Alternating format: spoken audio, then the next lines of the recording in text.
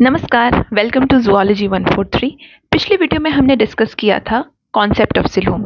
इस वीडियो में हम डिस्कस करेंगे types of coelom. So as you can see, सबसे बाहर वाली जर्म लेयर को हम एक्टोडर्म कहते हैं, सबसे इनर वाली को एंडोडर्म। इन दोनों के बीच में if there is a body cavity present lined by mesoderm, then हम उसे सिलोम कहते हैं। As you can see in this diagram, there is no body cavity present lined by mesoderm. In fact, एक mesenchymal tissue, एक parenchymal tissue present होता है, which is not mesoderm. So ऐसे organisms जिसमें mesoderm के द्वारा lined body cavity ना present हो, उनको हम acoelomates कहते हैं। A मतलब नहीं, सिलोम मतलब body cavity. Acoelomates, which are porifera, coelenterata and platyhelminths. Moving on, अगर body plan ऐसा हो, बाहर ectoderm, भीतर endoderm और बीच में एक body cavity है तो, पर it is not lined by mesoderm. As you can see, ये जो body cavity है, इसके बीच में mesodermal pouches present हैं. But क्या ये mesodermal pouches इस cavity को दोनों तरफ से घेरे हुए हैं?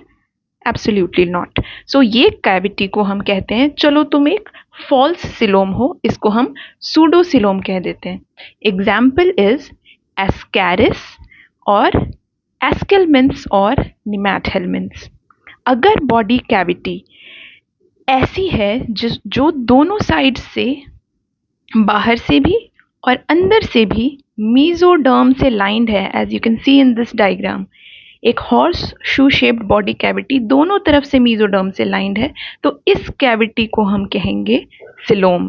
This is the true coelom. अब ट्रू सिलोम भी दो तरह से ओरिजिनेट हो सकता है।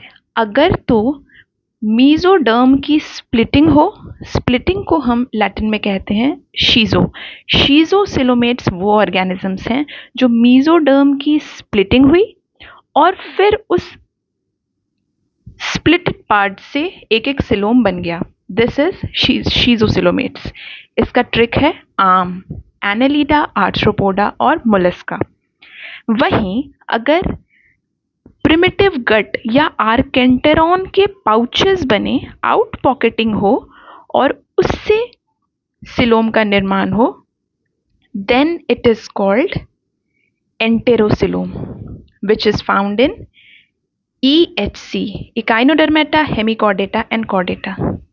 तो ये थे हमारे types of coelom. Hope you like the video.